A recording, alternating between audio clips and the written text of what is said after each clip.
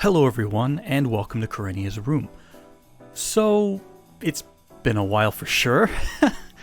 My last regular anime video had been back for the spring season, and I was honestly hoping to get some stuff out for the past season or so.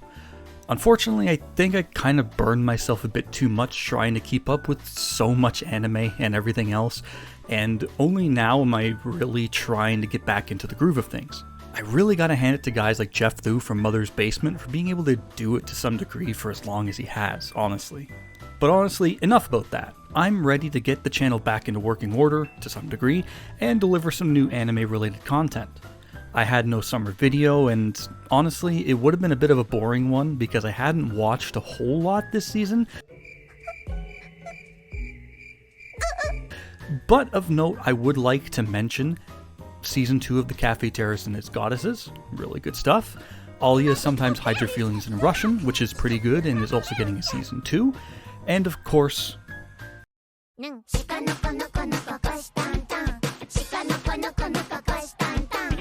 and even then I still have some shows from spring to finish. As of the recording of this video, I still have at least one to finish, and then we'll have a clean slate, but it's still going to take a minute. With that being said, however, at least this fall season is going to give us a good shake of some sequels that I've been waiting to see return. So, let's discuss them in this installment of What Am I Watching for Fall 2024. As always, if you have any suggestions for shows to check out this season, excluding some of the sequels I haven't seen like these ones, please let me know in the comments below. With that being said, let's get on to our first and only honorable mention this season, which is Shangri-La Frontier Season 2. I haven't finished Season 1, but I will make an effort to. But what I have seen, I'm more than likely going to be watching Season 2 when I can. But besides that, let's talk about the shows we will be watching. Starting with Re:Zero Season 3. White Fox is back after over 3 years to return us to the world that we've been awaiting to see again for some time. Continuing on from the end of Season 2, it looks like we're moving into a new place which is very much like Venice in some parts, and we will be reintroduced to many characters we haven't seen since the Royal Selection arc back in Season 1, like Anastasia, Krush, and Priscilla, as well as some new characters who look like they may be on the opposite side of our cast of heroes. I'm not sure what to expect storyline-wise, as I'm not a light novel reader, but from the trailers alone, I can tell that White Fox is keeping up the quality of animation that's permeated the series, and keeping in some awesome fights, backgrounds, and interesting, if not at times, unsettling character designs. Looking at you here, buddy. I've really enjoyed Re:Zero up to this point. Even if some people were not exactly fans of Season 2 Part 2, I thought it was one of the more enjoyable parts of that anime season. Nevertheless, I'm going in chock full of excitement since we've had a bit of a dry spell for the show, and when the hell is Rem gonna wake up? Please? Rem? Please? Our second show to highlight is going to be one I'm going into with not very much beyond the trailers, which is Dandadan. Animated by Science Saru, this is an adaptation of a popular manga of the same name that's been ongoing for a few years now. In conversations about manga, it's definitely a name that's come up at least a few times in terms of enjoyable shonen titles, so it's given me at least some kind of name recognition. An unlikely duo of a rough and tough girl named Momo Ayase and a dorky boy named Ken Takakura are brought together by a chance encounter that leads them entering into a contest to prove the existence of ghosts and aliens to one another.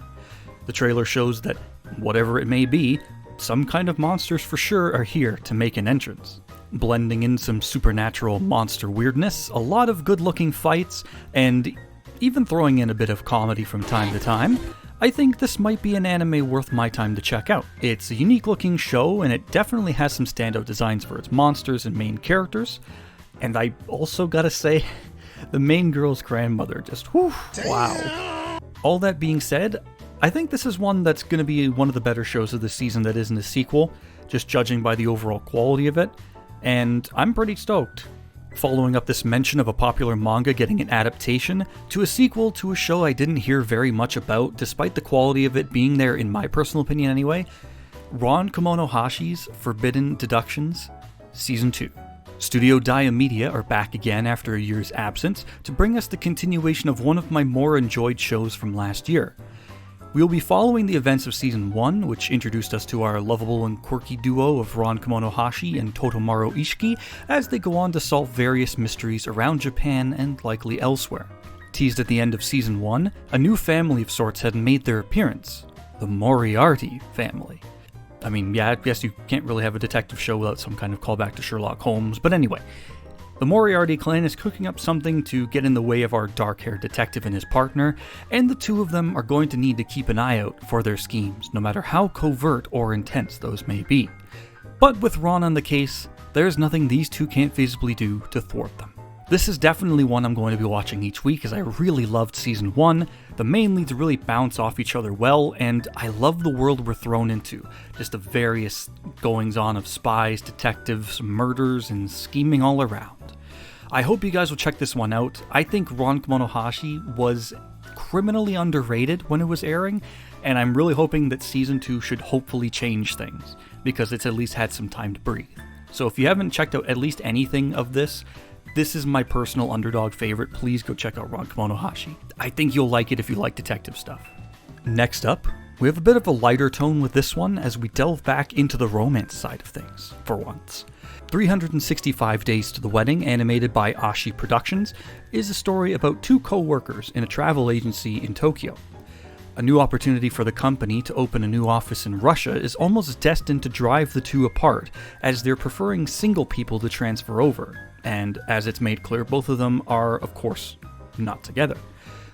Despite hardly knowing one another, the two form a pretend relationship in order to avoid the transfers, but I presume as these things go, it's not going to be a pretend relationship for too long. As is usual in these types of pretend relationship stories, it's going to lead to its fair share of awkward moments with friends, family, and co-workers to keep up the charade. But if it's to avoid a fate they so wish to never see, it'll all be worth it in the end. Maybe. This is based on a manga I'm not familiar with, though it does hold a decent score in my anime list at the very least, so the hopes are there. That's given me some hope that this won't be so bad, and the trailers certainly don't look bad either. We got a nice voice cast, including Saori Hayami, who's probably my favorite seiyuu, as the main female lead character.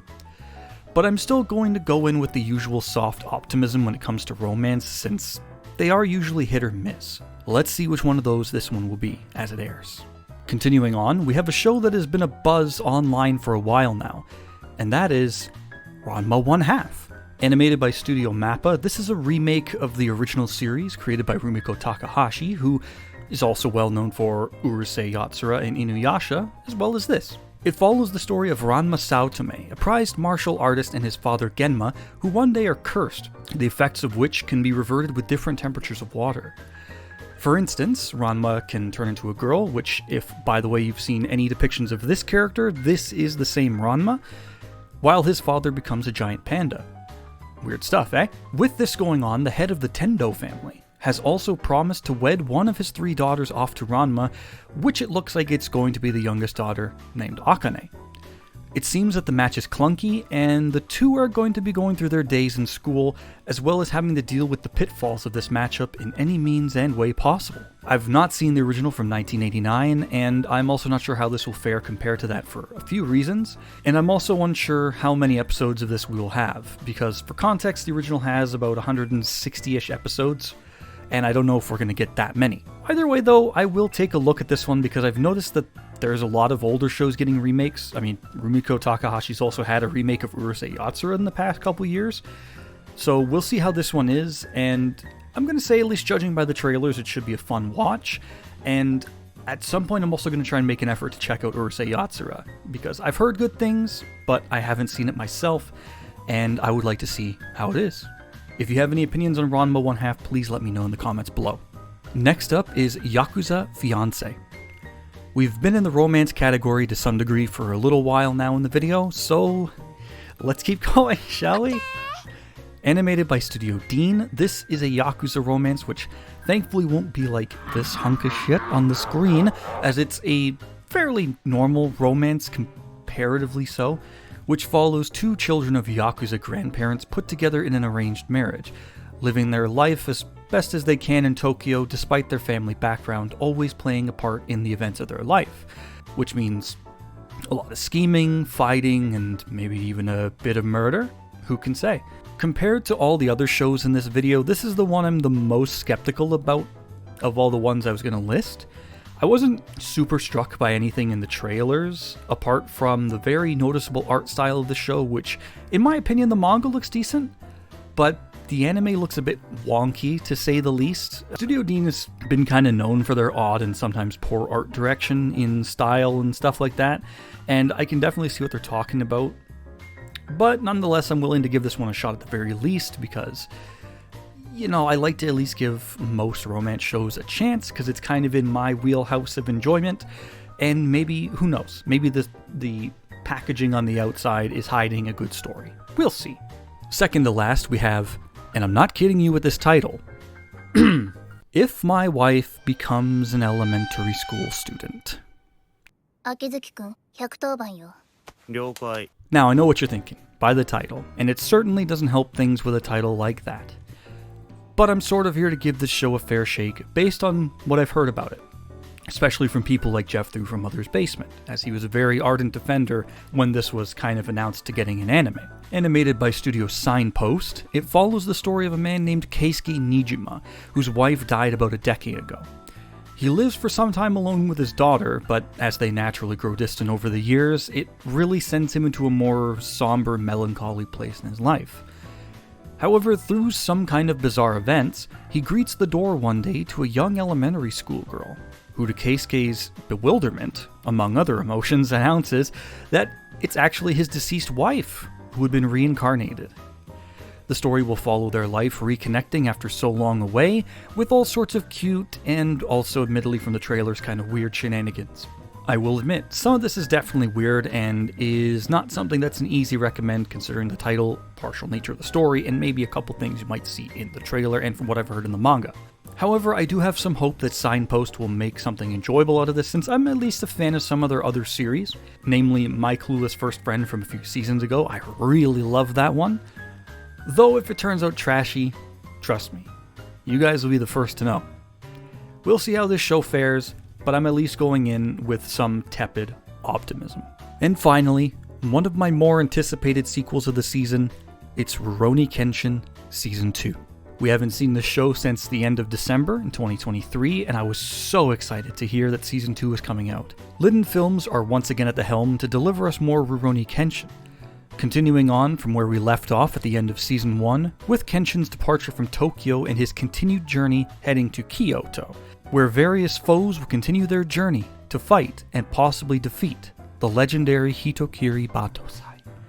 Along the way, we even meet a ninja girl who will seemingly be sort of a companion to Kenshin this season, and we also see the events back in Tokyo now that Kenshin is no longer there to protect them and how they will fare in his absence.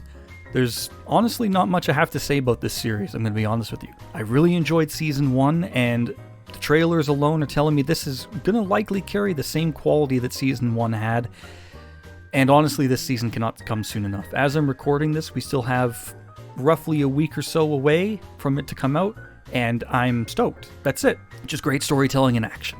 What else could you really ask for? With that being said, this is all the shows I wanted to highlight for the fall 2024 season. Of course, I could mention some names of sequels I won't be watching, since I haven't seen the originals, but if you have interest this season, there's also some stuff that you may be interested in, like Season 2 of Blue Lock, Season 3 of Ari Ferretta, the third part to the 1,000-Year Blood War for Bleach, Season 5 of Danmachi, as well as some newer stuff like Junji Ito's Uzumaki and Dragon Ball Daima, if you're so interested in Dragon Ball. Overall, this season isn't as jam-packed with great shows like winter and spring normally are, especially this year. It was really good. But we do have an overall good variety of stuff, and a lot of enjoyable new anime to watch over the next few months. Let me know some of the stuff you'll be watching in the comments below, and I'd love to read your responses. But anyways, that's it for me, folks. If you enjoy the content and you want to see more, please go ahead and hit the subscribe button, turn on the bell for notifications for the next video, give me a like as well, all the typical YouTuber stuff.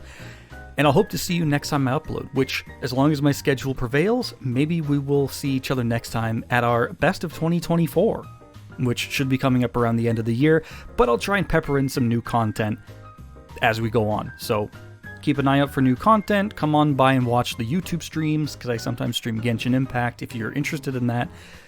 But other than that, that's it for me. My name is Kareniya, and don't forget, you're always welcome in Kareniya's room. See ya!